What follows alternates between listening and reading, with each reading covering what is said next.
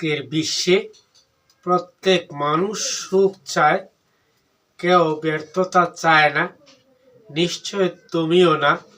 তাহলে আজকের বিষয় তোমার জন্য যথেষ্ট।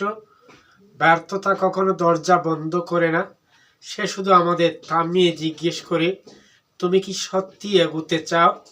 জীবনের পথে যারা বড় হয়েছে তারা কেউই ব্যর্থতা এড়িয়ে যায়নি, বরং ব্যর্থতায় হাত ধরেই তারা নিজেকে নতুন করে চিনেছে। তাই আজ যদি মনে হয় সব শেষ, তাহলে জানবে এটাই হয়তো নতুন শুরুর সবচেয়ে নীরব গুরুত্বপূর্ণ মুহূর্ত। ইন্সপায়ার উইথ রেহান থেকে আরও একবার স্বাগত। আসি মূল আলোচনায়।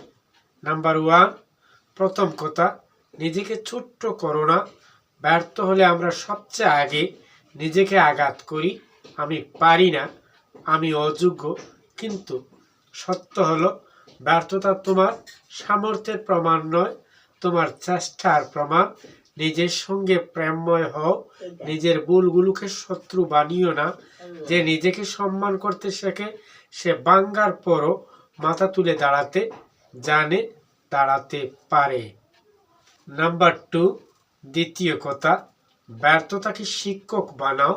প্রতিটি না পাওয়ার ভেতরে একটি শিক্ষা লুকিয়ে থাকে, যা সাফল্য কখনো শেখায় না। কোথায় থেমে গেলে, কেন ভুল হলো, এগুলো বুঝতে পারলে তুমি আগের চেয়ে অনেক বেশি পরিণত হয়ে ওঠো। ব্যর্থতা আসলে তোমাকে ভাঙতে নয়, ভেতর থেকে গড়ে তুলতে আসে। শুধু বুঝে নেওয়ার চোখটা দরকার, আবশ্যক। নাম্বার 3, তৃতীয় কথা, সময় আর নিজের উপর বিশ্বাস রাখো। আজ যে সময়টা নিষ্ঠুর মনে হচ্ছে, এই সময়ই ধীরে ধীরে তোমাকে শক্ত করবে। সব ফুল একসাথে ফুটে না, সব স্বপ্ন একদিনে পূরণ হয় না। ধৈর্য রাখো, চেষ্টা ছাড়ো না, কারণ যে মানুষ ব্যর্থতার পরও হাল ছাড়ে না, শেষ পর্যন্ত জীবন তাকে ভালোবেসেই জড়িয়ে ধরে, ভালো লাগা তৈরি করে জীবন গড়েই দেয়। ব্যর্থতা থেকে ঘুরে দাঁড়ানোর এই 3টি কথাই তোমাকে সুন্দর এবং প্রাণবন্ত অধ্যায় দিতে পারে। তবে শেষ পর্যন্ত ধৈর্যশীলের ভূমিকায় যে থাকে এবং ফোকাসের বিষয়ে লেগে থাকে, সেই সাফল্যের পরিপাটি অধ্যায় পায়। আবার দেখা হবে, কথা হবে নতুন কোনো বিষয়ে।